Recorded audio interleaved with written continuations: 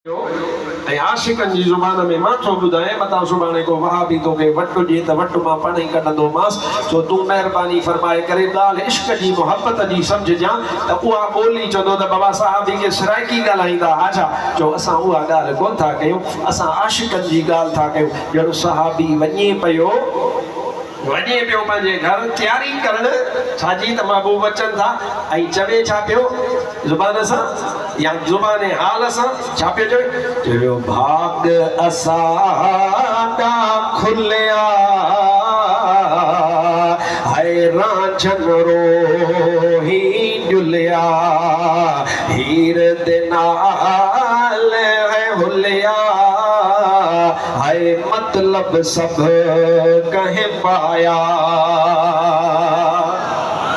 बादशाह जॾहिं कंहिं वटि ईंदो आहे मोजा भाव दी ईंदो हिक वटि वाह पर हज़ारनि खे ज़ियारत नसीब थींदी आहे हज़ारनि ते महिरबानी थींदी आहे वो दिल पर नबीअ जो सहाबी तकड़ो तकड़ो घर पहुतो आहे वञी तयारी कई अल्लाह जो हबीब सल्लल्लाहु अलैहि व आलिहि वसल्लम पाण थोड़ी देर वेठा महबूब साहब खे फरमायो त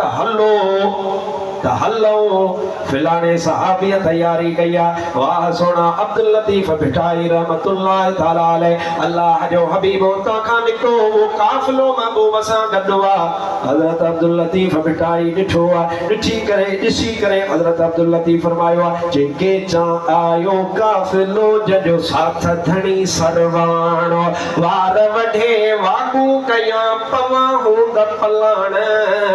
ओए जहिड़ो कुनल पाण तेड़ी सिट्रा साथ जी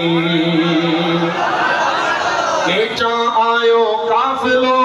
ओ जगी तरह मोचारी तो दे ओ सिंगारिया ओ सैयद चवे करहा मझा को दे ओ लख लहे पैलो जी जातन जतन जी अल्लाह जो हबीब उतां खां निकता जेडी महिल मुस्तफा करीम उतां खां रवाना थिया मस्जिद नबवी में 5 ॼणा हुया या 7 ॼणा हुया हबीब उतां खां रवाना थिया ॿाहिरि निकता फिनाणे पुछो हुन बि पुछो हिन बि पुछो त मुस्तफा किथां पिया वञनि अल्लाह जो हबीब इशारो फरमाईंदा आया हलो हलो हलो फिलाणे घर दावत कई आहे इशारो फरमाईंदा हलो हबीब खे